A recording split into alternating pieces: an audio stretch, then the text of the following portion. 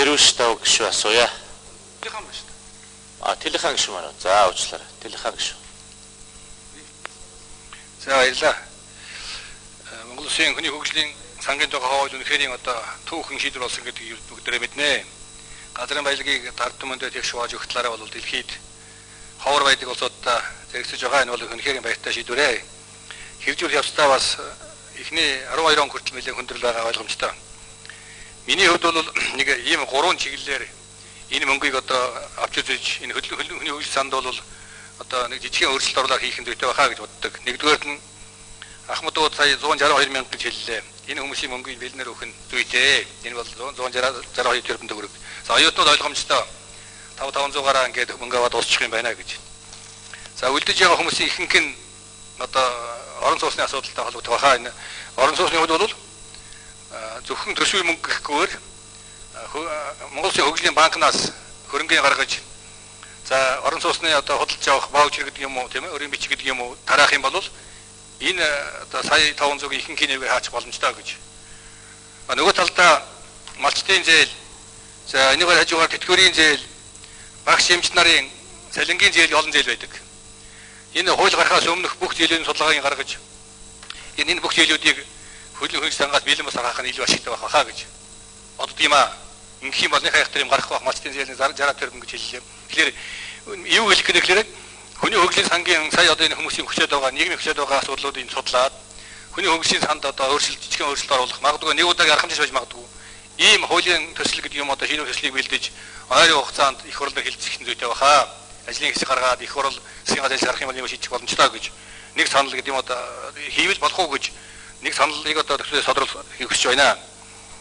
За нөгөө талдаа тэр орон сууцаар анхаарах асуудал дээр хөгжлийн банкнаас ихэнх гаргаж хэрвээ өрийн бичиг өгөх юм бол тэрнийг бас хоорондоо бэлгэлдэг хоорондоо одоо соёлцож худалдаг байх юм бол энэ мөн адилхан орон сууц болж хөрөх боломжтой. Энд бол бэлэн босоор өгөхөд одоо инфляц нөлөөлөхгүй болов уу гэж. Иймэрхүү байдлаар асуудал нэг тийш болохгүй бол нийгэм асар их одоо хүлээлт бий болж хүлээж байгаамаа гэж хэлье. За хоёрдугаар миний хэлэх гээд байгаа юм бол ажлын байрны тухай сая тодорхой мэдээлэл хэллээ. 2011 он 112 мянган ажлын байр бий болно. 70 мянган одоо байнгын ажлын байр гэсэн байна. Аль аймагт аль суманд байх юм бэ? Энийг судалгааг гаргаж өгөөч хэлсмээр байгаа юм. За өнгөрсөн 2 жилд одоо 767 үйлдвэр байгуулагдсан 10 мянга гэсэн байна. Өдөх юм бол бидний гаргасан хөрөнгөний 6 сая төгрөг тутмаас нэг ажлын байр бий болсон гэсэн тоо харагдж байна л да. Энэ асуудлыг хордон одоо цааш нь өргөжүүлэх хэрэгтэй байна. Сум хөгжүүлэх сангийн тухай одоо журам гараагүй байна засгийн газар дээр. Энэ яагаад удаад байгаа юм бэ? Нэг сар нэгээс бүрдэх гэсэн одоо хүртэл аваад хавар хариалт яаж ихэлнэ. Сум хөгжүүлэх сангийн зацуул хөрөнгөний хордон одоо орон нутг хөргөж журам гаргаач гэж. Энийг одоо юунд удаад байгаа юм бэ? Хордон гаргаач гэж хүсмээр байна.